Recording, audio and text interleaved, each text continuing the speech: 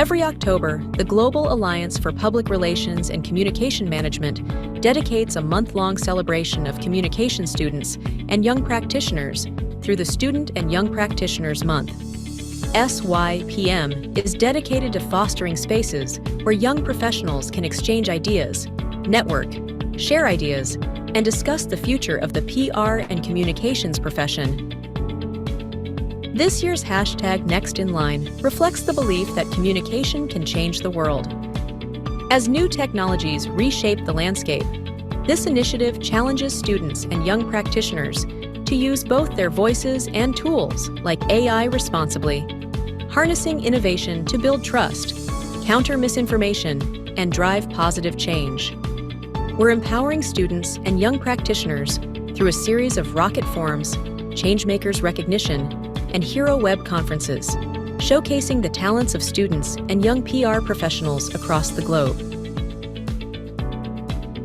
SYPM 2025 kicks off its activities with the hashtag Next in Line Rocket Forums, exciting roundtable discussions organized by universities in 6 regions, fostering dialogue on how communication can change the world by countering misinformation, strengthening media trust, and preparing professionals for the future.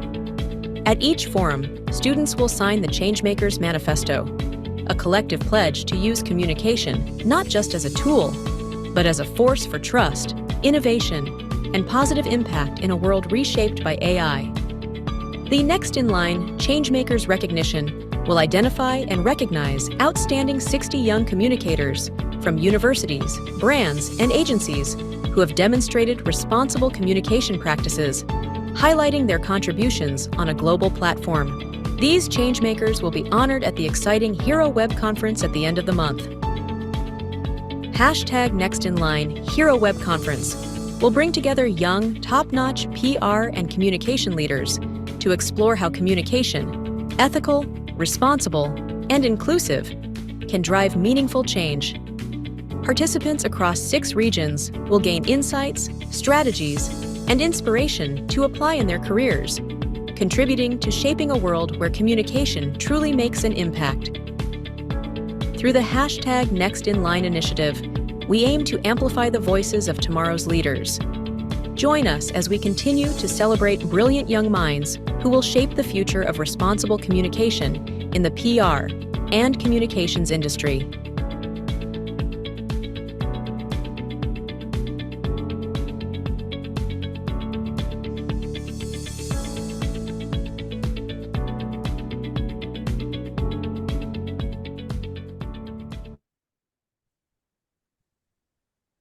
Good morning, good afternoon, and good evening, everyone, and welcome to the hashtag Next in Line Hero Web Conference, the flagship event of Global Alliance's Student and Young Practitioners Month celebration. This event also serves as a kickoff event for this year's hashtag Next in Line movement. Today's conference aims to empower the next generation of PR and communication professionals through collaborative, innovative, and responsible practices that drive positive change in an increasingly digital and AI-powered world. To formally open today's session, let's welcome Dr. Renee Beneke, Associate Professor at University of Johannesburg and a key member of the Global Alliance. For today's conference, she will provide us with an overview of the exciting topics ahead, from the challenges, opportunities, and impact of youth-led communication movements in the AI era. Let us all give her a warm round of applause. Thank you, Anna. I can't hear the applause, but I can see the applause. Thank you so much, Anna, and welcome everyone. I know it is different time zones, and it's actually interesting that we've got Europe and Africa, but a lot of our speakers and our visitors, I think, are from Australia. So we're actually more intercontinental than just Africa and Europe. But thank you very much for this opportunity and for joining us this afternoon, morning, and evening, some almost midnight, like in our Australian guests' case. But in South Africa, we would say Dumelang. Welcome to a wonderful afternoon celebrating our young people, our young professionals, our young practitioners, and our students. And thank you for joining this hashtag Next in Line Hero Web Conference, the third in the series organized by our wonderful Anna Pista, who is our lead in at the Global Alliance when it comes to Youth or Student and Young Practitioners Month. So this year's theme is From Hashtag to Headlines, How Communicators Can Change the World in the AI Era. This comes from Europe and Africa to you. Now, if I don't know if the rest of you always also experience this, but many of our young people in South Africa often ask the question, so what can they do to change the world? They are just one single person. But then we also have a wonderful saying in Africa, which says, if you've never spent time in the room alone with a mosquito, you will know the difference that one individual or one mosquito can make in our lives. So we can all make a difference. Doesn't matter if we're single or plural. So this year's theme, Communication Can Change the World, is truly a change. It reflects our belief that truth-driven voices can build trust and inspire meaningful change.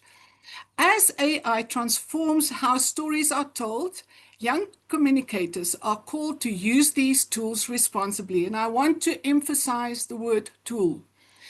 To harness innovation, counter misinformation and disinformation and malinformation, all of those wrong sides of information, and promote transparency in every message we as global communicators, including young people, what we craft in messages. Time and again, the youth have shown their ability to spark dialogue and drive societal progress. In this session, we will aim to explore how we can combine effective communication with the ethical use of AI to navigate complex global challenges. Today, we come together to champion trust, transparency, and responsible communication in the age of artificial intelligence. We are deeply grateful to all the students and young professionals joining us today. Your presence and passion truly matters. And I'm looking specifically at Adam and our other young practitioners who's joining us on the line. Thank you very much, Adam and Roksana and Lara for joining us. They are the young people. I'm sure Ross and Adrian will accommodate me when I acknowledge them. And of course, Michelle, how can I forget my colleague and friend? We hope today's discussion will empower you as our audience with the practical insights on ethical communication, mentorship, and accountability, and inspire the integrity and innovation in PR for generations to come. Before we dive into the panel discussion, we have prepared a short video on these youth-led movements to serve as a kickoff point for the discussion today. So we are looking at how young people are actually already together with AI, changing the world. So this type of format is for a first for all of us, and we are excited to hear from our distinguished panelists from their part of the world. So let's look at or watch our video, communication-driven AI-empowered movements that are creating ripples across Europe and Africa.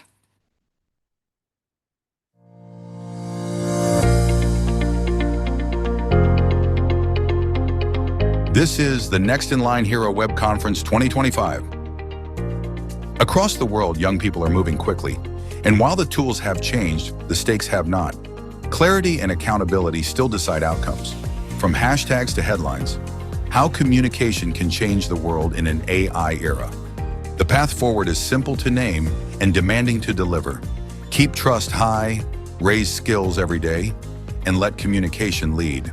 That means clear standards in fast moments, visible updates when facts evolve, and teams that learn as quickly as the tools change. Do this well and accuracy holds, momentum stays focused, and impact becomes measurable. Here are the highlights. Across Europe, AI is being steered by risk-based rules so people understand what they are seeing and why. High-risk uses carry stricter obligations, and audiences are told when content is AI-made. The aim is straightforward.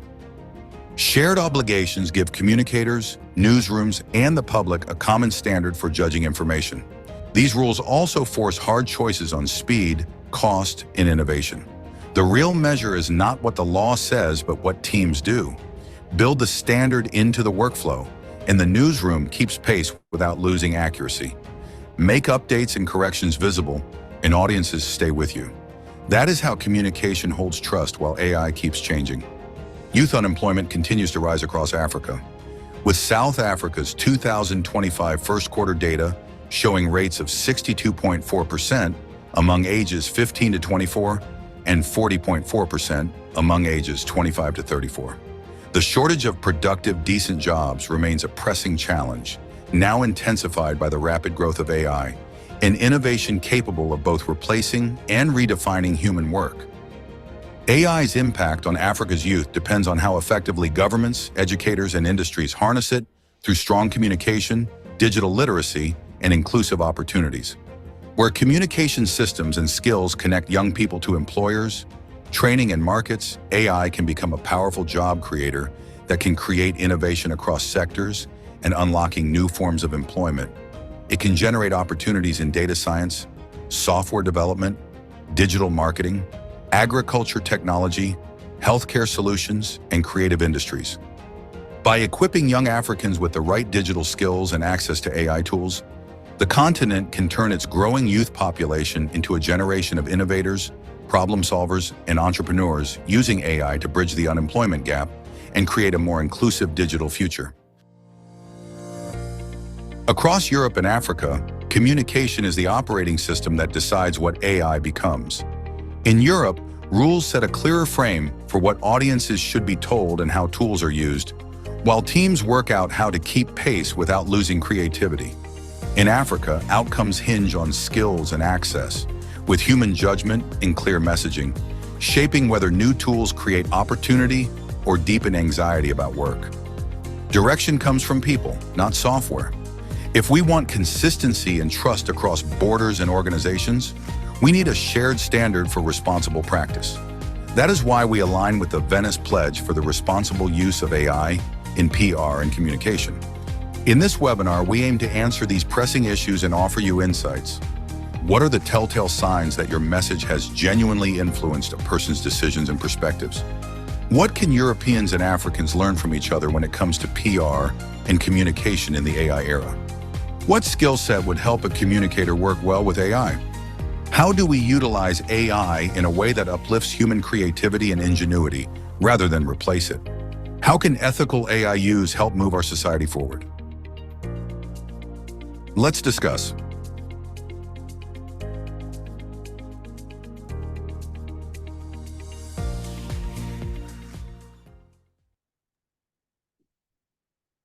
Wonderful. That was so thought-provoking, especially if we look at the changes that we all need. I think we are at a crossroads in our industry, not only for the use of AI, but also of collectively finding new innovative ways to deal with these challenges.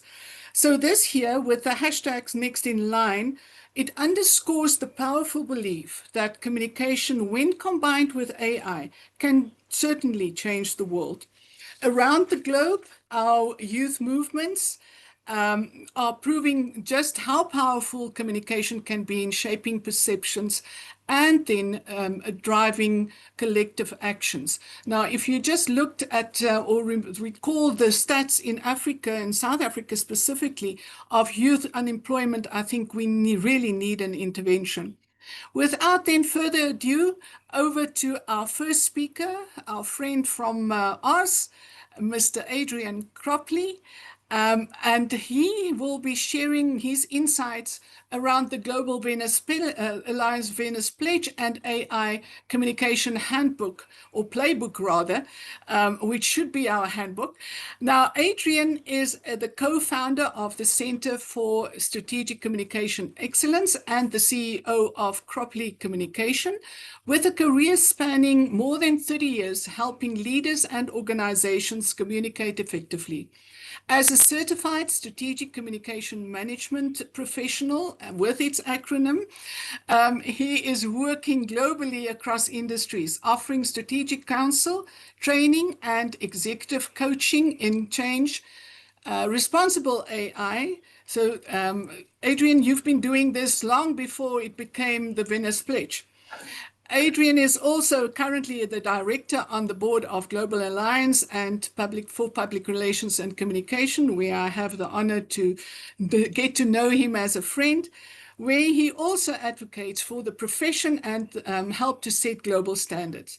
At the heart of what Adrian does is a passion for growing emotionally intelligent, very operative word, leaders, lifting communication capability, positioning communication as a critical business function.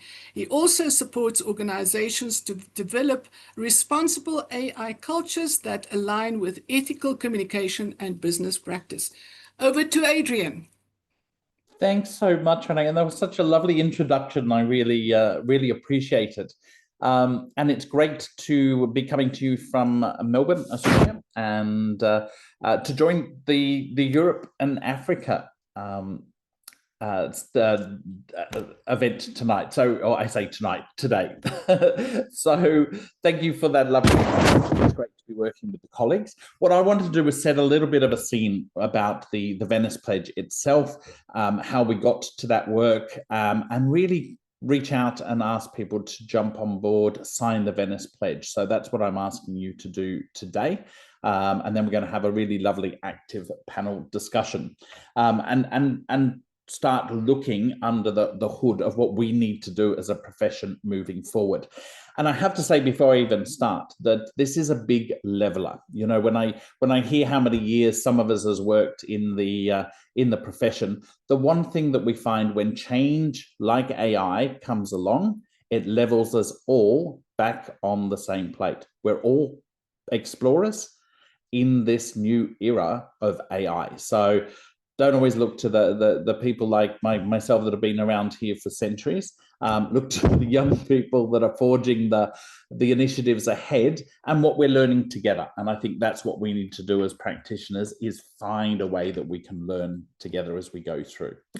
So let me just share a little bit about the Venice Pledge and how we got to this stage. And I'm also going to share you a bit of a giveaway too, which is the AI playbook from the Center for Strategic Communication Excellence. So just to kick things off, I'm going to start, like any great communication, it comes based in research. And the Global Alliance conducted research earlier this year that looked at responsible AI as part of the work that we've been doing around the communication movement, the responsible communication movement. So Justin Green, our president and CEO, said this report lays the foundation for deeper global conversation through the responsible communication movement led by the Global Alliance. And that's why this initiative today as well is really about having those conversations. And that's what communication professionals do really well, is explore, understand, and help inform organizations and our part of the world. And I think it plays to a lot more. So the research was conducted earlier this year. I'm not going to go into too much detail about the research, but it came out with the report of Reimagining Tomorrow in AI. And we'll be doing this as an annual piece of research now as we start monitoring the state of communication, particularly responsible AI. But what we found is some big ticket items there. One of the first ones I thought was really intriguing is while AI adoption is widespread, so everybody is playing with AI, there's a significant governance gap with only 39.4% of organizations having responsible AI frameworks and 38.3 having no constraints at all. So it's a free-for-all within AI. I mean, it poses a question: should it be a free-for-all? Should there be some guardrails around it? Should we be thinking about this differently? So that was one of the key points that came up.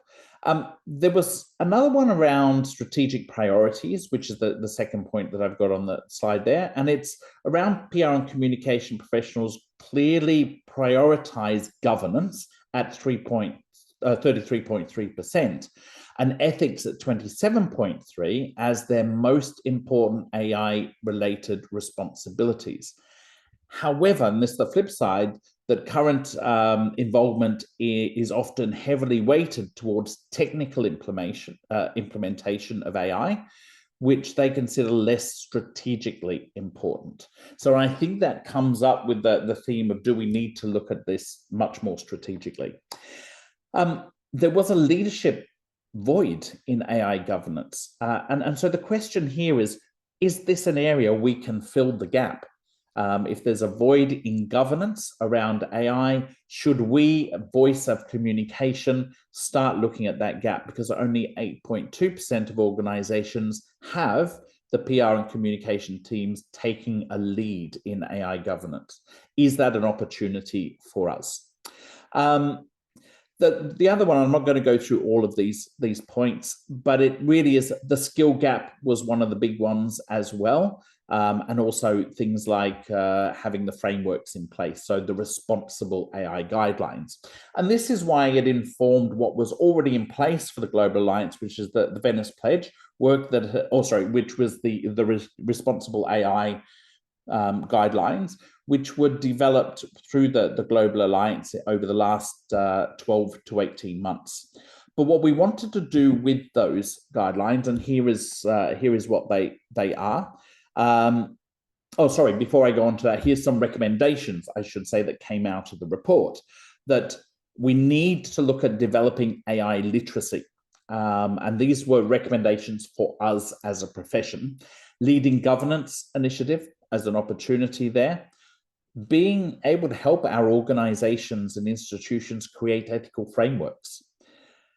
Things like focusing on strategic applications of AI, not just from the tool level, but looking at how we use that tool. So are we looking at the need and then filling the need with the tool that we've got available?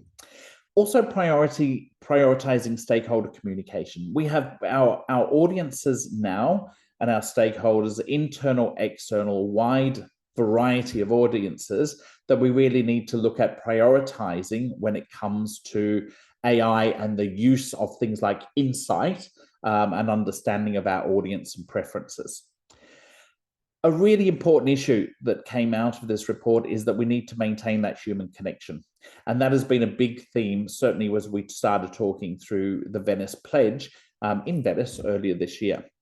And how we demonstrate organization value within our profession. So are we adding value to the organization? AI is a tool that's coming along and is a content generator that we may not be needed for anymore. And that's the real challenge that we're dealing with now. So it helped us inform through this research, the Venice Pledge. And the first thing, and I'm not going to read this out, this is on the screen, you can read it yourself, is the definition of what we meant by AI and responsible AI. So we needed to come up, and this was sanctioned by the Global Alliance and the board, and it's a very wordy statement, but what it basically is saying is that we need to have some definition of what we mean when we talk about responsible AI. And I think this is the important aspect to the Venice Pledge, is saying, well, built off of this definition, how do we support responsible AI in our practice as a global profession? And so I often say there's devil in the detail, and when you start pulling this apart, and maybe one of the challenges is to look at this and say, well, what does this mean in absolute practice? from a Venice Pledge point of view, we took what was originally 6 principles of responsible AI, and then we workshopped what these principles meant, and some of them we adjusted from the first year that we released these, and said, this is really what is important about these particular things. And I'll just step through them fairly quickly. Ethics is not everything when we come to responsible AI. It is much wider. Responsible AI is about the whole application of AI in the practice of communication. Ethics is only one element, but we have to think of ethics first. So we often go to our ethical guidelines, look at how we put ethical practices in place when we're using AI. And there's some that just make sense in terms of things like plagiarism and all of those sorts of things.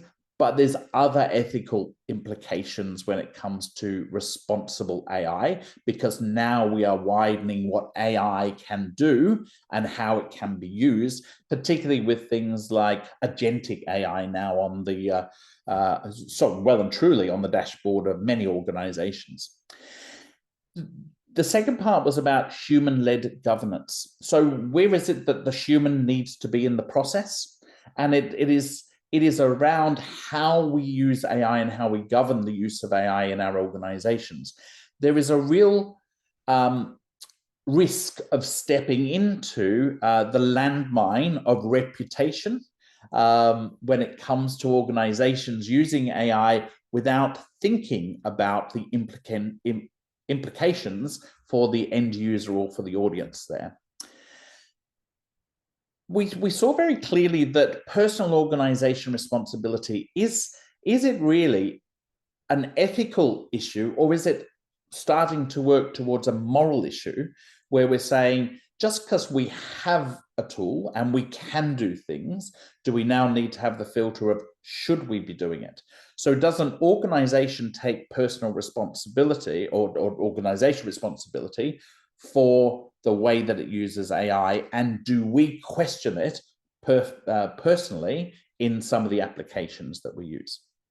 4 was very much around that awareness, openness and transparency. And it's not just a statement of we need to be transparent about every single use of AI. And in fact, we'll talk about this as we go into our discussion, is at what stage do we need to disclose on what that it is that we're producing? So having that and where people are aware of where AI is used in the process is really important. For our educators who will be very pleased around this one, that education and professional development is absolutely critical to this. It is new technology. It is a new era that we're dealing with, and education is absolutely critical to understanding AI and AI literacy. So I hope we pick that up as a bit of a theme too. The last 2, I think, what we look beyond our profession. We should be having a voice at the global tables around responsible AI and responsible communication as a whole. And that's why that movement is really important. So we need to have those conversations and advocate for the right practices around that we have with AI. And the last one I have to say, even though it's priority number 7, there's no order to this, but this is my favorite one. And this really came out of a lot of the work that was done in Asia, and I think it would be the same kind of theme within Africa, is that we've got to look at that human-centered. It is about relationship. It is also about doing things for the common good of society. So this is where we can make that difference to society with the skills that we have as communication professionals. So hopefully that gives you a little bit of context around the pledge. We are absolutely asking people to sign the pledge. So you can use the QR code there, and I'm happy to put the links into chat when we're having our discussion. But go to the Global Alliance website, sign the Venice Pledge, and it is our commitment and your commitment personally to saying this is what we stand for as a profession globally. So one of the gifts. So I said I would give you the Venice Pledge, and then I would give you a gift. And I'm going to give you the link to the Centre for Strategic Communication Excellence Playbook, which also has a tie back into the Venice Pledge. But we took that original research and then we added a number of other 11 other global reports to dig into what are the themes that it is telling us we need to do actively as a profession. And it came up with 4 clear plays. And these are the 4 clear plays for 2026, because AI is moving so rapidly. So there's no longer we can say, here's the playbook for AI over the next 5 years. AI is changing on a monthly basis, 6-monthly basis. We can see those changes immediately. So we're saying, what's the priorities for next year? So the first is around supporting corporate reputation by building that human connection.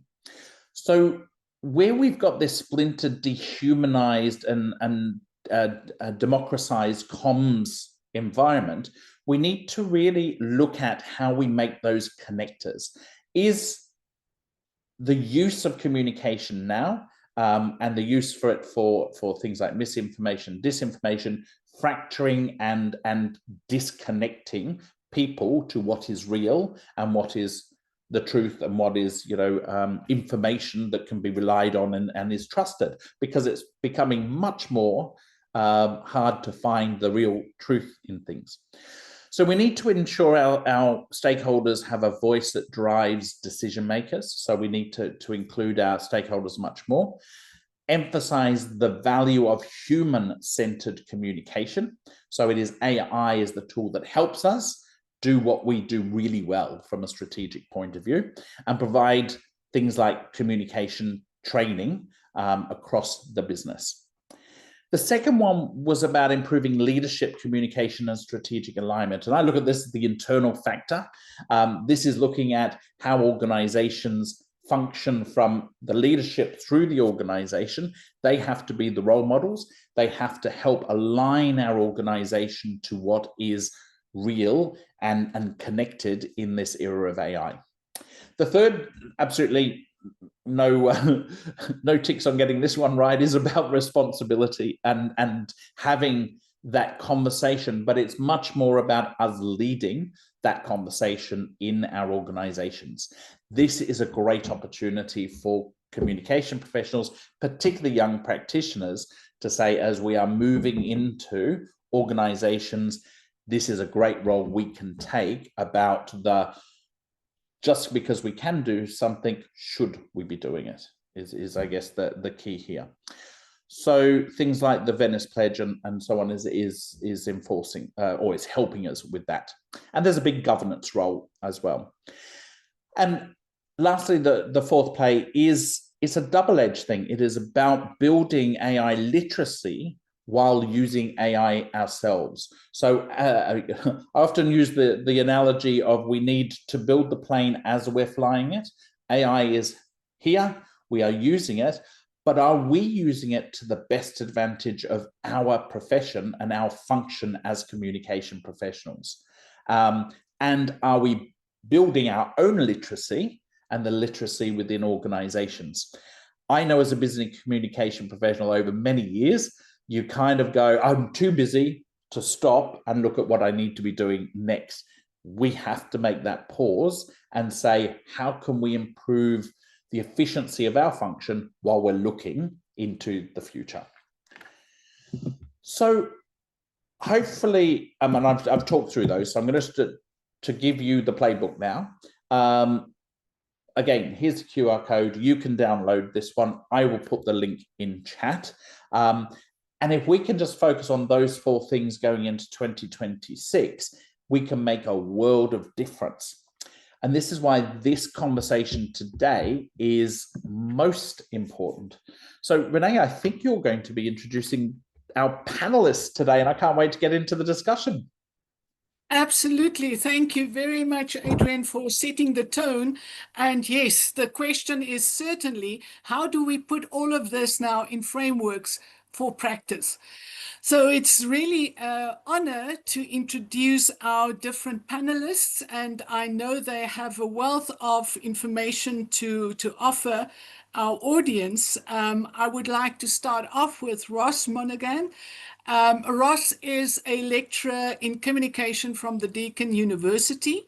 Then Roksana, who is our European counterpart, Obuchowska, I hope I pronounced that right, who is the vice president of the Supervisory Board of the Polish Public Relations Association, and also a member of the European Council of Global Alliance. Then my colleague and friend, Michelle Radikariki, who is our senior social media manager at the University of Johannesburg.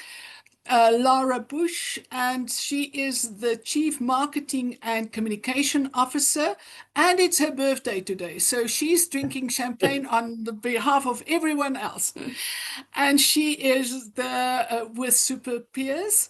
And then lastly is our friend Adam Rektor, who is the PR consultant from Hero and Outlaw. What a wonderful name for an organization. And as my activist nature, I would love to hear what the Outlaw part is. So over to Adrian. Adrian is going to be the moderator for these sessions and with our speakers introducing their different themes. Over to Adrian. Terrific. Thanks again, Renee. And it is just a thrill to be working with these minds across the globe. And I want to jump straight into the questions. And as we explore this theme, we're going to be looking at the different perspectives that we get from our different talents. And everybody comes from different backgrounds. So thank you for all being part of this. I'm going to start with an area that I think is really important to what we are talking about today. And it's really about, this connection between is it human, is it AI generated, and the concern that we might be disconnecting from what is really generated by a human versus what's generated by an AI. And I guess we've got to ask ourselves the question of, does it actually matter? We had a lot of people very early in the in the AI development say, oh my gosh, I do it so much better than the AI does. But I think fewer people are saying that today, now that we've matured AI, because it is learning from what we're actually doing. Now, I am going to actually throw over to one of our panelists and ask the question of how can we measure whether AI-assisted communication still feels human and related? How will we know, and how do we measure that? So, Lara, it's your birthday. I think I'd love you to go first, and then I'm going to throw over to Roksana as well. Thank you so much, Adrian. What an interesting question. And I would say, first of all, it's important that we talk about one topic that I really care about in 26 year. It is the R in relation. So it's PR, and we talk about public relations. And I would say one point that is really important for the future, also in the measurement of AI stuff, is the relation part, like trust things.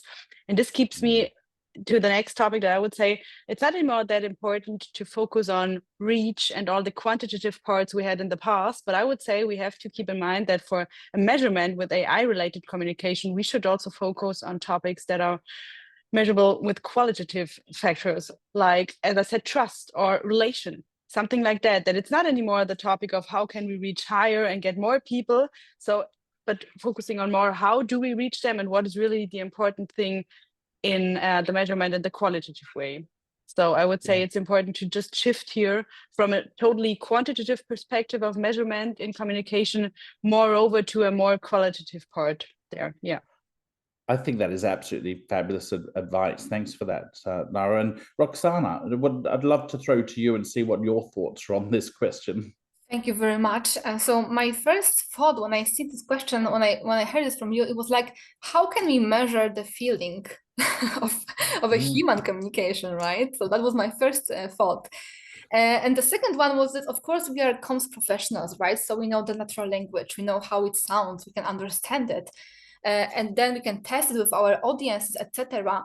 But I would like to also play a devil's advocate here, because we have a bunch of neurodivergent colleagues. I am neurodivergent as well.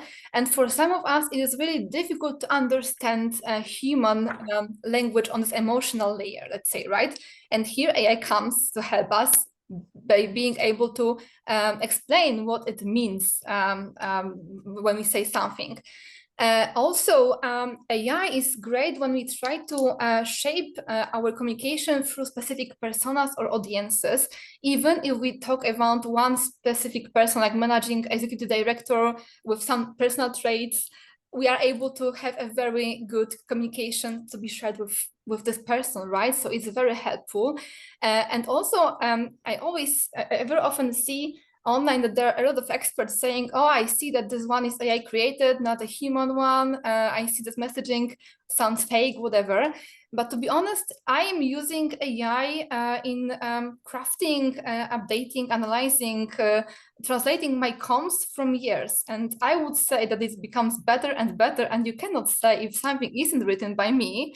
Of course, I read it later, I just update it and I change it. But the AI proposal is better and better with time. And to be honest, I don't think we'll be able to define at some point if it's written by a person or by AI. And it can be even better than created by us, because it will be better structured through this analytical, let's say, background of AI. So I would say also that if it works, that's fine, right? The human part is very important, but at some point, it might be not the case of us of sharing or verifying if it's human enough, because it will be human enough, and we were just using that for our communication purposes. So that's my perspective on that. I love that answer, Roksana, and particularly, is it becoming much more human in the way that it's giving you that information. Adam, you're a PR consultant. Are you using it for proposals as well? And is it working for you? I am. I fully agree with everything Roksana just said. I am using it. Though what's interesting to me is that I never really considered using AI before doing this job, and I've been doing this PR consultancy job for about a year. And before that, I was strictly against using any kind of AI. I was very, very much anti. But now I'm finding that it's simply impossible to work without AI, because everybody else is doing it. And sometimes when you're pressed for time, it's simply impossible to do something as fast as AI can do it. But then the question becomes, of course, if we're losing some sort of authenticity in the entire process. But as Roksana pointed out, it's already AI is sort of very good at mimicking human behavior, and it's probably only going to get better in the future. What also needs to be said, what's interesting to me is how, because we're talking mainly about language models, and how these language models are adapting to different cultural and linguistic contexts. So I'm joining you from Prague, for example, and I know that when I tried doing something in Czech, in my native language through the AI linguistic models, it's not as good as it is in English. You can still very much tell, and I'm not sure if that is something that's, I don't know, specific to Slavic languages, or if it's just the case with every other language apart from English. But I've noticed that when I write an AI-assisted copy and then I submitted it somewhere, there was a response saying, please rewrite this. This is obviously AI. I can tell. So that is something that is happening still. I think it will be happening for, I don't know if months or years, but I think that it will still take some training for the linguistic models to sort of adapt. But in English, definitely, to me, we're already seeing that it's almost indistinguishable. And the boundary there will only grow thinner and thinner. And then, of course, that raises questions over, as you already, Adrian, pointed out, will we be eventually replaced by AI altogether, which is a scary thought, but it's definitely something that I am thinking about as I am, using all these tools. Now, I'm going to cut to Michelle, but Roksana, I've seen you put your hand up there. I think something just triggered in you. And Michelle, I'm going to come to you in a second. Exactly. Just to add on that, in Polish, it works really good. My last LinkedIn post in Polish, I almost wasn't able to check anything there. So yeah, it really sounds good. Have to say, I feel very ignorant to this conversation already because I'm so used to using AI in English, now starting to hear the cultural nuances around here. And I'm going to come to a cultural question in a moment. But Michelle, are you finding the same challenges when it comes to using? Because when you look across Africa, there is an awful lot of different languages there. How is AI coping with all of that? Thank you for that. It's quite interesting how we actually have similar challenges because in Africa, we're also not very well represented in terms of vernac. We have your Zulu language, your Sotho, your English. So it does not really translate it as well as it does with English. So we also have that language barrier as well, of which is something that I feel that it needs to be worked on with AI. And then just to add to the question, how do you actually, if this is AI or if it's not AI? It's quite interesting because at the University of Johannesburg, I manage social media. So you can imagine the influx of queries and questions around applications and all of that. So we figured we cannot actually, handle all of that capacity. So how about you use AI to make it simpler? And it's interesting how you can tell, like even with the comments that we would receive, the followers would say, okay, we understand because it picks up keywords. So with the human touch, you're able to decode it more, you're able to make it more relatable. So just to answer that question, you can actually tell, even on a quantitative and a qualitative, method, you can actually tell. But it's interesting how all of our issues or challenges are quite similar. Even in Africa, we have the very same challenges. Yeah. Yeah. And it is fascinating, this whole how it is used, because if I think about AI, 6-12 months ago, we were having those challenges in the English model. Is this only going to get better because it is a learning model over time, as some of you have talked about? Ross, you work in the university sector, and I happen to know Ross personally, and I know he's always been the person that anything new comes along, he's in there and he's playing. So Ross, what's your experience has been, certainly with understanding AI and its humanistic behavior and language versus, is it written by AI? Yeah, thanks, Adrian. So look, I think it's fair to say that when OpenAI became really popular about 2 years ago, that academics and teachers of the written word around the world went into a bit of a panic. Some might say we went into a bit of a meltdown.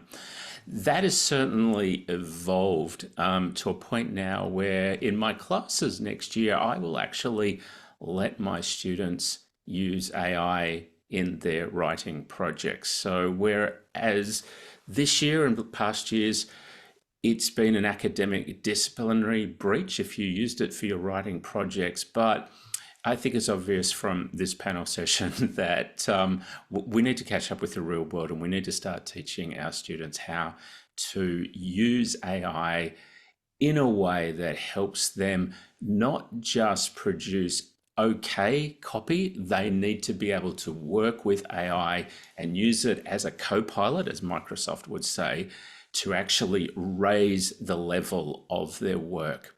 Now, if you understand how AI works, it's got a great memory, it processes a lot of information fast.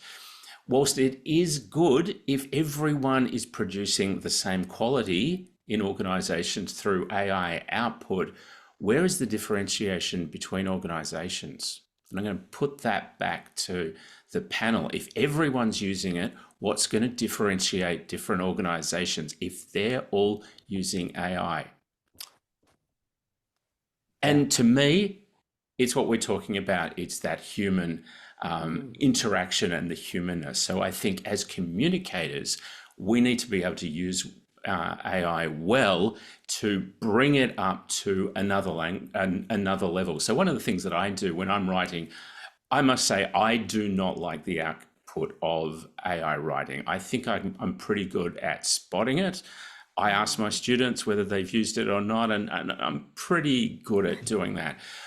But when you're writing, you can get AI to ask you a whole series of questions, which actually challenges you and it improves the critical thinking that you're doing. And to me, that's the key. For those young people who want to be senior practitioners, do not lose the ability to write well, to communicate well, and to strategically think. What is the outcome I want from my communication? The other thing we need to remember too is that if we're writing, it's just a one-way form of communication. Good comms practitioners are thinking about how can you engage two-way with your stakeholders. And I think there's lots more to talk about, but we'll get onto that soon. We'll get it. Thanks for that, Ross. It starts triggering the thinking, doesn't it? And Roksana, you've got your hand up. Just please jump in on this.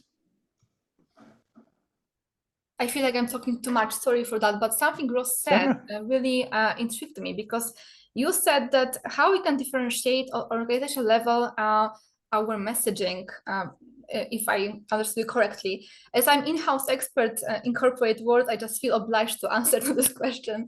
So for me, AI is a tool. It's like we are all using computers, but we have different outputs of our work, right? So our messaging is different. The way we are working, the things we are saying to the world are different. So that's what differentiates us. AI can help us to have this communication managed more smoothly and better way, but the work is not us. So we define what we want to say and how we want to say it. We just use AI to make it smooth. Yeah, and it is that difference, isn't it, between when you're using it as a tool to help you with a task, or if you're using it in your writing and it's part of education. Because I guess in education, what you're trying to do is, do I now understand the subject that I'm talking about? So AI can go and talk about, whatever subject it is, but are they able to then say, I now know and I understand, when you're learning as a student, right? Now, I know, Renee, you're there, you work in that sector too, and I'll bring you in this one in if you've got something to add into that one, given that you work in the sector as well when it comes to teaching. Oh, I was burning to say something. Thanks. I could see it on your face. You did, no? And I think that's the beauty of working with, and as you said, Roksana, it is how we use the tool. And if we can teach our students and our young people to play around with this tool, and as Ross said, really deepen their understanding of what we want to say. But that's the beauty, Michelle, and I think you would vouch for that as well, is to bring in our contextual understanding and our contextual knowledge. And that's something authentic. Adam, I think that's the authentic part that we need to add, is how do we bring in your own voice, your own understanding? How good are you in analyzing what's happening around us and keeping that as your nugget of gold, that you get the AI to smooth the edges of your communication. And I'm currently busy marking portfolios of my third years. And it's amazing. I know they've used AI. I know it because it's in some, Ross, you would know, it's in the language that as third or fourth language, we have all of these wonderful terms at the end. But in the story that they are telling me is way better than other years. So I don't care. That's to me authentic. I don't care. Your question, Adrian, doesn't matter. No, it doesn't, in my opinion. If you can tell me your story better, because your story is still authentic, your story, your experience is still authentic. That is to me what matters. But I love this conversation because, and some of you will relate to this, is when I was in school, I remember calculators came in and we could now start using numbers and adding up and using your formulas and all of those sorts of things. Fabulous. But the first exams that we had in mathematics is you are not bringing a calculator into the test. So you had the tool to help you, but the knowledge on how to do it and add up, long-handed rather than use the cheat, which was the calculator, you then got tested on that. So there is that big difference. And I don't think it matters. But Ross and Michelle, you've got your hands up on this one. I'm going to let these couple of questions go, and I want to move on to the next topic. I So, will. Ross, do you want to go first, and then Michelle? I can Yes. go first. I just wanted to add on what Prof. Bieneke said. It's very true. It's all about input at the end of the day. That's what differentiates you from everyone. And I keep telling people, because remember the fear was AI will take over jobs, AI, but now the fear is about people who actually can use it well. That should be the fear now. How people, that's what differentiates one person from the other one. To say, okay, this person knows how to use it and the other person does not necessarily, because it's all about what you input. That's what determines what comes out of AI. So so that's the difference. Yeah, absolutely. Really good point. I would be concerned about the job losses. Even the big four consulting firms were taking 25% less graduates this year. If you look at unemployment numbers, there are a lot of CEOs and a lot of managers who are falling for the AI hype and thinking that quote unquote AI employees can take the role of good communicators and others within the business. I think what we're talking about here is we've got to remember that what we're talking about is synthetic text. It is synthetic text. As communicators, our overall job within an organization is reputation management. Now, there is a number of definitions of reputation, but in short, the one that I like the best is it's what you do, it's what you say, multiplied by authenticity. Now, what I would ask everyone is to think about how authentic is synthetic text. If you're putting that out there to your stakeholders, would you be comfortable saying that this text was produced by AI and not a human? And if their answer is yes, then you might be able to get away with it. But if you've got this inkling that says, if my stakeholders or the people I'm communicating with might not appreciate that this was written by a communicator, then I think you've got a bit of a problem. The other thing I'll just quickly say before we move on as well, that AI is never going to be able to truly be empathetic. Yeah, it might be able to fake it, but it will never be truly empathetic. I do a lot of work in the emergency and the crisis management space. For example, AI will never be able to understand what it's like to build a house, raise a family in a house, care for that house, and have it burnt down. As a simple example, AI will never be able to understand that and be able to empathize with somebody in that position. Yes, it might be able to fake it. It might be able to fake it really well, but is that authentic? And it's that whole point of human in the loop, right? Human within the process. So AI is part of the process. Will we see efficiencies in what we're doing in a job and so on? And I think that's the important conversation here, is where do we have the human, what are the things and the attributes they can't do, and empathy being one of them.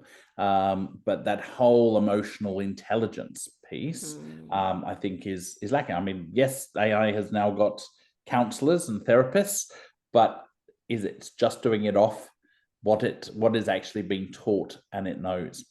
Let's jump into thinking about the differences in the culture within our different markets, so between Europe and Africa, particularly when it comes to ethics. And I know that Anna and I had this little conversation not long ago talking about, is it different in different parts of the world to how we look at some of the ethical challenges of AI and its adoption? What should we be doing in terms of things like disclosure?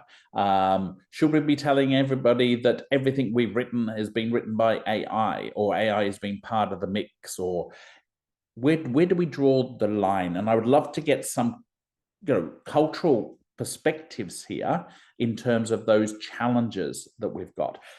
Michelle, would you mind if I jump to Africa first, and then Lara, I'm going to get you to come in on this one, if that's okay. Just wanted to unmute. So with Africa, we have quite a number of challenges in terms of accessibility, in terms of representation. And then when it comes to ethics, that's also another thing that we really need to unpack in Africa, because you would find that because people do not understand AI so well, even when you say we're doing a consensus and we collecting data, we don't necessarily know where this data is going, what is this data is used for, is it going to have any implications on us? So all of those questions actually create anxiety from my experience with AI in Africa and ethics around it. There's still quite a lot that we would need to learn and unpack in better understanding AI. So it would be interesting to know how other nations look at it from that perspective. But with Africa, there's quite a lot of anxiety. And I don't know if Prof. Bienek would want to jump in there because, yeah, in terms of ethics, there's a lot. Even when you look at media, some of these things are amplified. There's misinformation. Even in our own university, sometimes you would see that there's a scenario happening, but media amplifies it because they want that shock value instead of actually information that is accurate. So you see it on your phone, you say, oh my goodness, what is going on? But there's actually misinformation because there isn't context. People don't know the other end of the story. So those are the challenges that we face. I don't know if Dr. Bienek wants to come in there as well. Do you want to have a quick jump in on that one? And then I'm going to go back to Lara. No. I think go to Lara. Michelle, you said it all because that was one of my big issues is accessibility. We just amplifying also the digital divide, but that's a discussion for a following discussion. But over to Lara. Yeah, excellent. Lara, what's your perspective on this one? Thank you. And it's really interesting because I'm not only in Europe, I'm in Germany. And as you all might know, Germany, we're the land of perfection, but we're also the land that really hates failures and mistakes. And as we now know, AI isn't that perfect as we might have expected it. So I think like the study which I have read yesterday, to see that even in ChatGPT, every second answer is wrong. So there are really fakes in there. Is nothing really good inside in terms of going into historical topics, something like that. So our problem, I would say, is the solution is not declining things. This is made by AI. For Germany, I would say it's to help people to understand what AI actually is. Because the problem is what we have, this is what I see in Germany, people have fear of being replaced by AI. It's not the fear of what AI can do for my job, but they have the fear that I will be replaced by AI. And that's not the idea of AI in the sense. So in Germany, we love doing things in black or in white. So there is nothing in between. And I would say here we need to keep on moving, telling the story of what AI can do for our country in general, and not what the profit for oneself is. So I think before we start declining things, we should work on what we can do for the overall culture in Germany to make really a good advantage of AI, which we have. So it's not about missing jobs or replacing jobs. It's more about what AI can do for overall culture in Germany. But here we are a bit on either we're really willing to stop this because we have fear of including it, or we are really up to and using it at the most amount that can be possible. But the problem is then that there's nothing in between. And that's the problem. So I would say culturally, I would love to have there a bit more advice how we can use this in an overall story and not in the exact way then. Yeah. And I'm suspecting you're not going to be unique there in Germany, but it's interesting to come from a high process context culture too, where things tend to be black and white. We either trust it or we don't trust it, and do we get on board or we don't? Yeah. And I can say it's not only about the access. So every one of us could have access there, but it's more about the trust and how to using it and being like replaced, as I said, for the jobs and something. So there is a fear as well, not because we can't use it. We can use it, but we don't know how. And I would say that's the problem for most of the Germans here, even though we have the access. Yeah.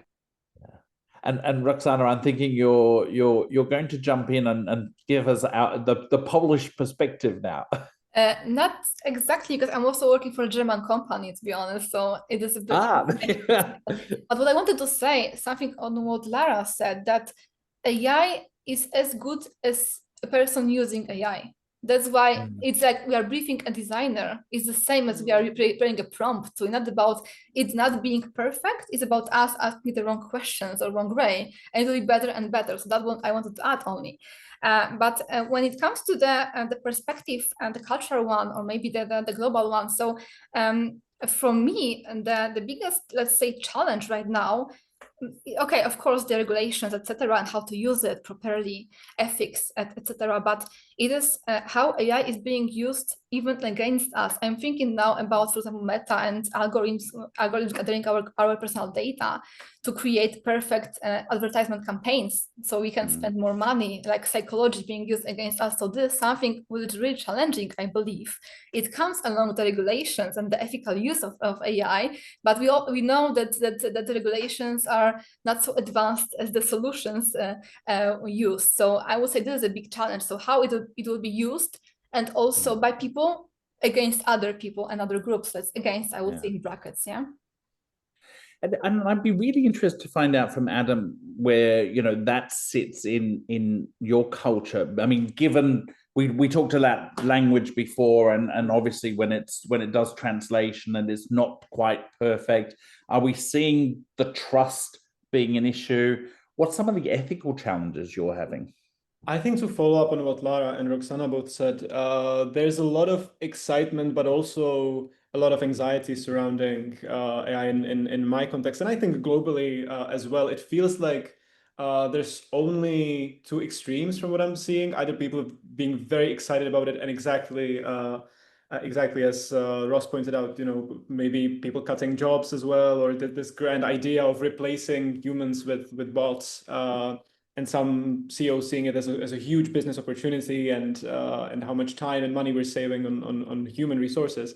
Or the flip side, the anxiety of what are the things that I need to learn in order to be to be employed in 5-10 years time. And I think that there's generally a lack of guidance, be it from corporations, be it from governments. I don't see a lot of information, of trustworthy, verifiable information being put out by these sort of like large bodies that could lead the way in terms of what AI can do and what people should learn in order to stay on top of things. I think that right now, to me, and I think to many people around me, my colleagues, also my parents are using AI, but there's a lot of anxiety there, again, over employment. I think they're missing this sort of, okay, what is it that we need to do? We know the basics. Some of us are using ChatGPT, some of us are using Perplexity, some of us are using Gemini, and that's pretty much it. And then what's the next step? And am I doing enough? So I see a lot of anxiety around this, but I think that that's a global phenomenon. Yeah. Ross, we'll go to your part of the world, even though we're not Europe and Africa. Any perspectives from you? Yeah, look, I get to talk to a lot of people in the Asia Pacific region. I'm actually talking about this topic in Kuala Lumpur at the Global PR Festival in 2 weeks' time, which I'm really looking forward to. I'm going to flip the question around, though, and I'm wondering how many organizations are actually asking their stakeholders how they expect their organization to be using AI. Very few of the clients that I deal with have even thought to ask that question of their stakeholders, particularly external stakeholders. And the other feeling I get from my clients, and mainly I'm working in the government space at the moment, but they're also a little bit embarrassed to let people know that they're using AI, and I see some of our panelists nodding their head.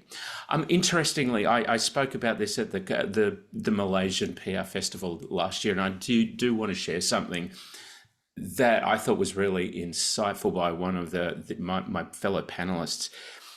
And he made the point that if a surgeon used AI to do surgery much better and save more lives, they'd be really proud about the use of AI.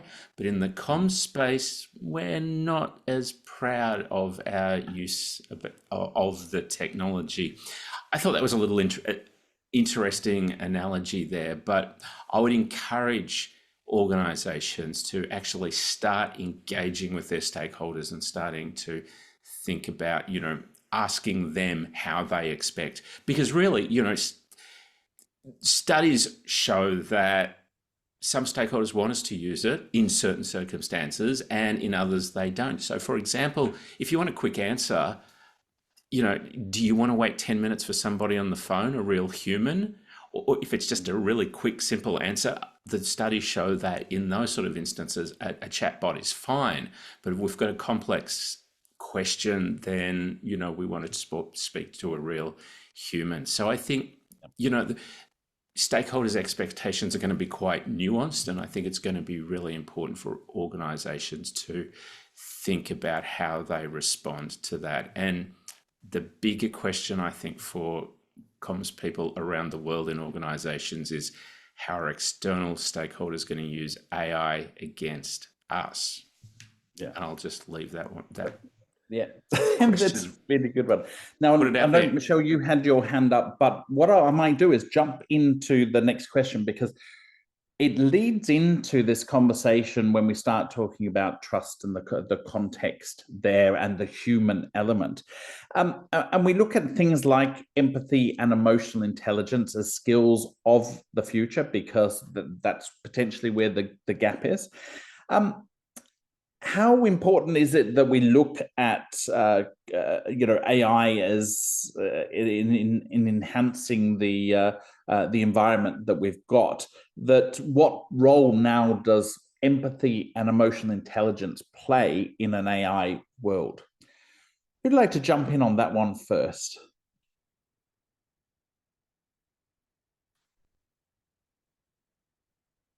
Great, thanks, Adam. I can go. I think it's absolutely crucial. I think it already is, and it only will become more important. It's something that I'm already seeing on a regular basis in meeting clients. As I said, there's a lot of anxiety about AI, and I think that this human-centric approach is something that really matters.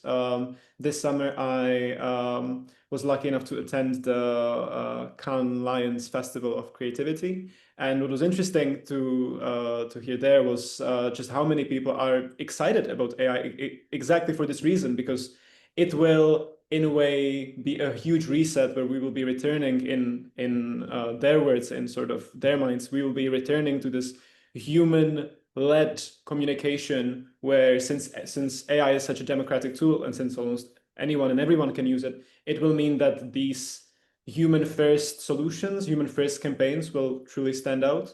And they believe that there will be this huge sort of return of empathy and of human kindness even, which is a really utopian way of seeing it. I'm not sure I fully believe it. I would like to, but it is something that I've been thinking about ever since, because it was such an interesting point that the fact that we will all have access to AI and we will all be so proficient in using it will only mean that the truly human, non-AI qualities will stand out even more. That's a really, really, really good point there. Who'd like to add to that? And Ross, you were talking about something earlier you would want to get back to when it came to emotional intelligence.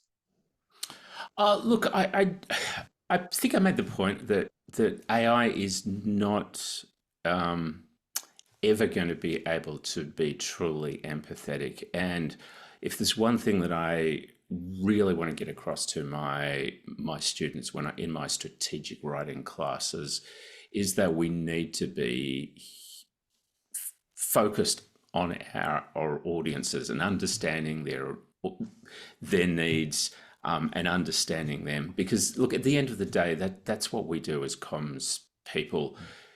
In a strategic role, we are out there with the early warning radar for our organizations. We are doing that environmental scanning through a number of ways, through social media monitoring, engaging one-on-one with stakeholders in a number of ways.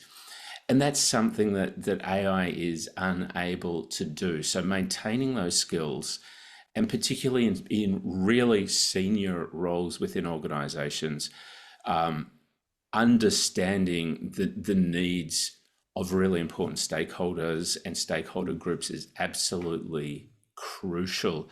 And one of the things I'm concerned about, somebody asked me the question today in an interview about what keeps me up at night, and to me it's the more broader societal implications of AI, when everyone has a digital friend, boyfriend, girlfriend, and that's how we learn to interact with other people.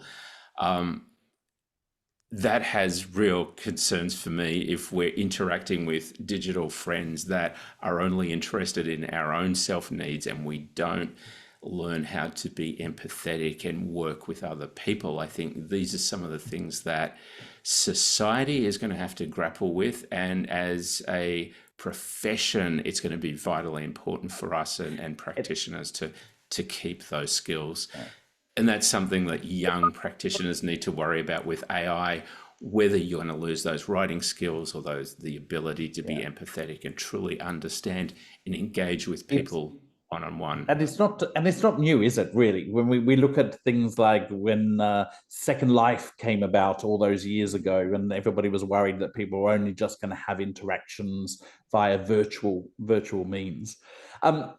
Michelle, you've got your hand up, and Lara, let's take a couple of quick answers from there. And I'd love to go to a question from one of our audience members. You want to start, Michelle? Yeah. Yes. All right, so I just wanted to just bring out the point that empathy is actually what makes technology human. For example, when you ask a question, let's say you have a chatbot or an automation, and then you input to say, I really want certain information because I want to apply or I need to register. And then the bot does not really understand the frustration or the feelings behind that. It would rather say, can I send you to another person, or can I, revert you to somewhere else? But as opposed to a human being, because you understand the emotions and the frustrations behind that, then you are able to actually relate and actually better answer. So I think empathy is very important in the AI era. And as communicators, as practitioners, I think we need to also work very closely with developers as well, in terms of taking the needs or where the challenges are and making them understand, to say, when you do develop these AI bots and automations, please be cognizant of the challenges that people face that they can actually, bring into this AI space. So I think that's where I feel that empathy is quite important. I think this is a really great role for communication professionals as well, because we're now living with a technology that we do not need to know the technology to interact with, but we need to have the writing skills, the understanding, the explaining, the education skills. Absolutely. Now, Lara, you had your hand up. Did I just steal your thunder then? Yes. Yeah, I just wanted to say that it's exactly what I would say it's now our role as communication experts. We are able to have this empathy, and we are able to transport it as well. So I would say, for me, especially, my job understanding didn't change a lot, because I love writing texts for social with AI. It's faster, to be honest. But what never will be replaced is my understanding of empathy, and what Ross said is especially the understanding of the target groups. So I would say it's great. It's our role to take this in our job description now, empathy as one point, and this makes my job even easier, because now I can really focus on managing communication more than I did in the past. And I'm a communication manager. So this is what I did in the past. It's not about writing texts, but it's about giving this empathy into texts, controlling them, giving it to the right stakeholders. And I would say it's a chance for me, and not a problem there. I think it's a great opportunity. I'm right on board with you with that one. Now, I've got a question that's come from the audience, and Roksana, I think you're going to help us answer this one. But let me just read that question out. And it was from Salahu Aramaruda. Is that right? I'm sorry if I got your name wrong. But many organizations are quick to adopt AI tools in communication, but few seem truly prepared for the cultural and operational shifts they bring. Beyond mere training, what deep-seated capacity building measures and internal communication reforms would you say are non-negotiable for teams to genuinely collaborate with AI rather than just coexist with it? Thank you for that great question, Salahu. Well, you got to answer that one for us. Yeah, thanks. So I responded. I think that Ross also is going to respond, so you can do the you can do tandems. Exactly. So I wrote the response, but let me just elaborate quickly on that one. I agree with this part that we are not prepared for the cultural shift in 100%. That's correct. But I do not agree with the part of the operational shift because AI tools and all digital solutions we are using have this goal to create our work more effective, to help us to automate our solutions, simplify our work, etc. And corporations are really prepared for that one because that's the ultimate goal, to increase revenue at the very end, right? So I think that this one we understand very well and we know it's coming and we're happy with that one. However, when it comes to the cultural one and what would be the basic thing to do for us to be able to embrace this change, I don't think it will be a news to you, but from my perspective, it's real training and development. So we need to understand how it works to be able to manage it properly so it can support our work, not replace us, so just support our work, because at the very end, there's a person who writes the prompt, who checks what AI is producing, etc. So I would still say that without training, understanding, and knowing how it works, we are unable to take the step further. Brilliant. Ross, if you want to add to that. Yeah, look, I think Roksana did a great job there. I'd just add that I think AI gives professional communicators within organizations a great excuse to demonstrate our strategic value. We can go to different groups within our organization and talk and start the conversation about AI use within our organizations by finding out how people within different groups are using it to communicate, what are the opportunities that they're using it for, and importantly, start to talk about the risks that AI brings organizations as well. I think those two focuses for discussion will really demonstrate that professional communicators are really focused on the bottom line for organizations, helping them achieve what they're trying to achieve and ensuring that they minimize and avoid risks wherever they can. Right. So it's a great question. Thank you for asking that, Salahu. I think by starting these conversations and helping your organization deal with this change management issue by highlighting both the opportunities and the risks for organizations, it's going to demonstrate to senior management and everyone within an organization the value of professional and strategic communication.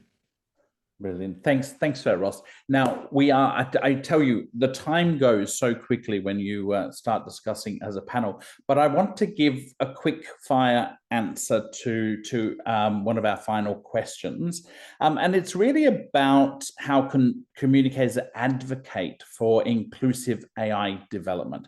This session has all been about our role moving forward. How can we be champions? How can we be advocates for good AI development and implementation within organizations? So if you can give me your 1 minute response from each of the panelists.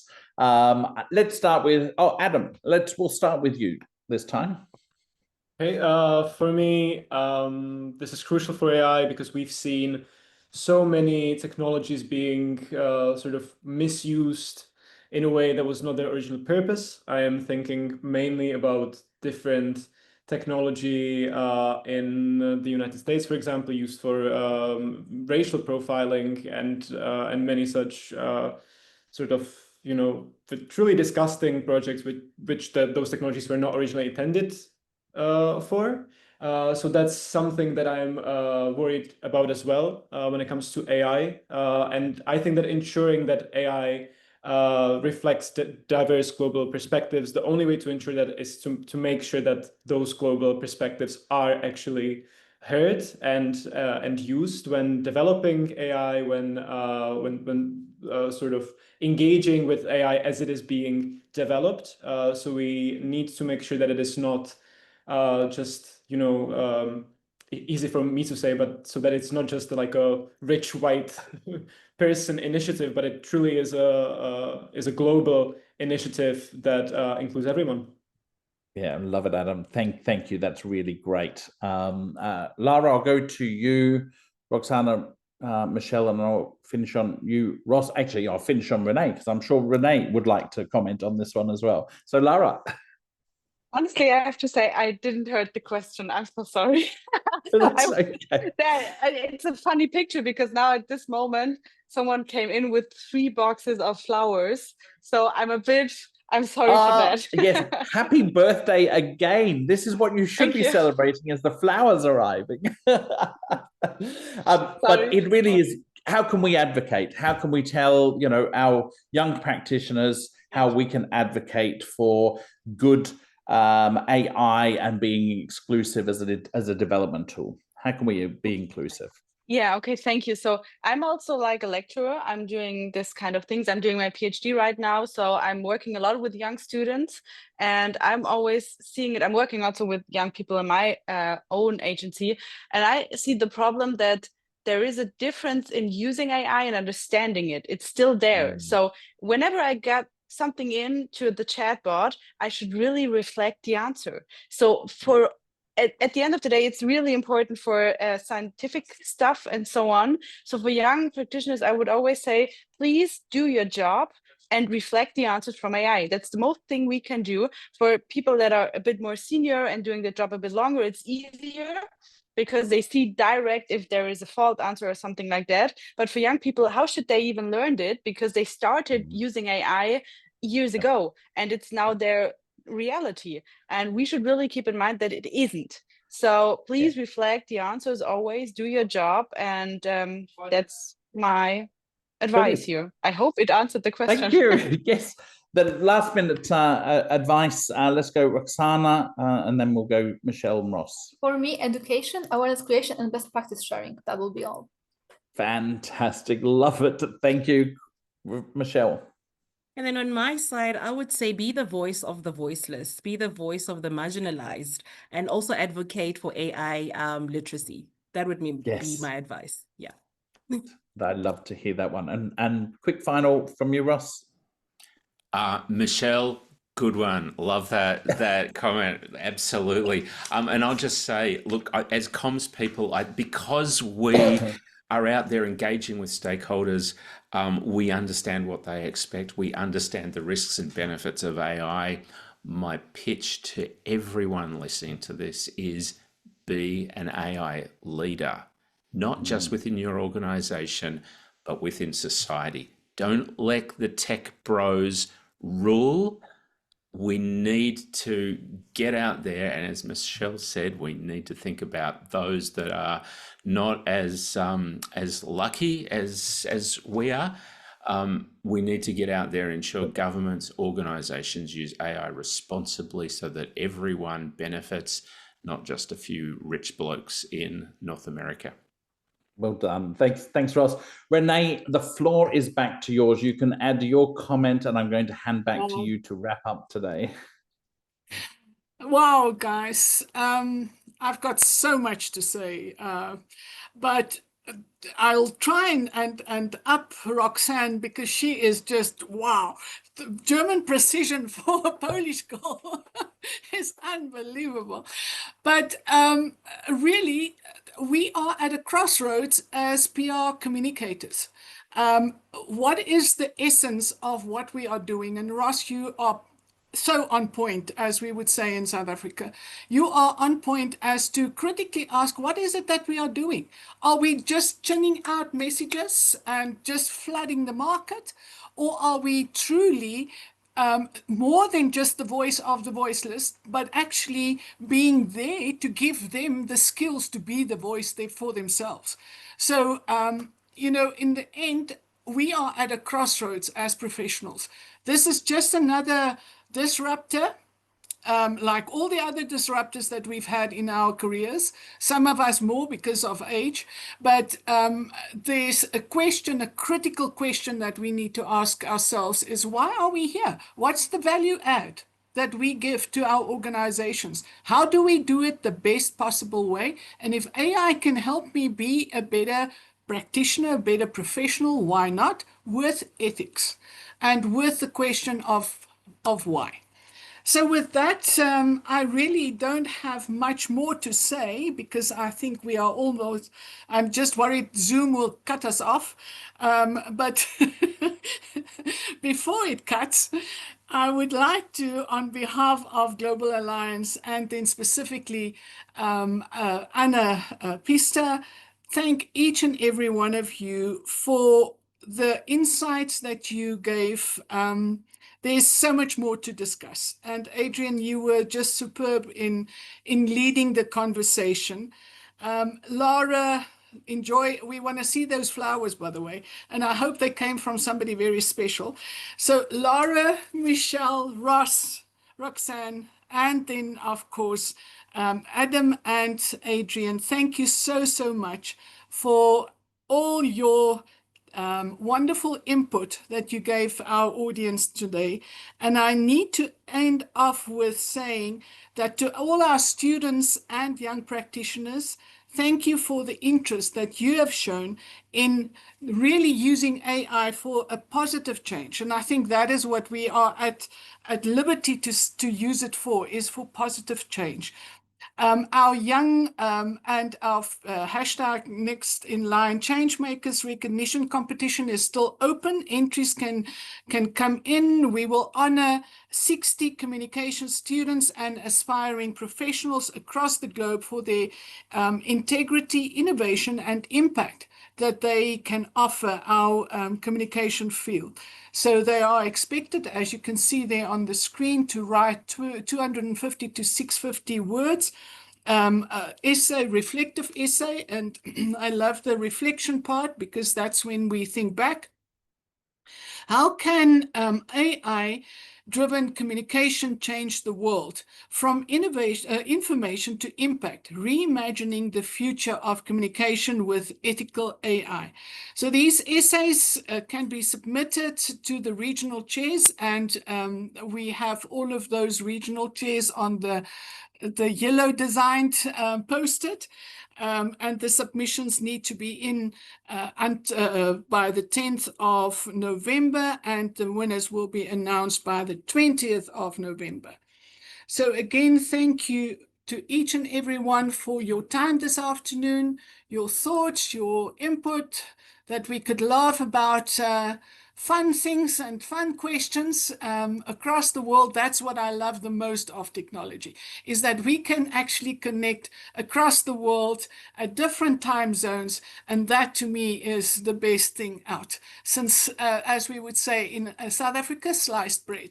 So thank you very much to each and every one of you. And of course to the Ardent team for putting all of this together. Thank you.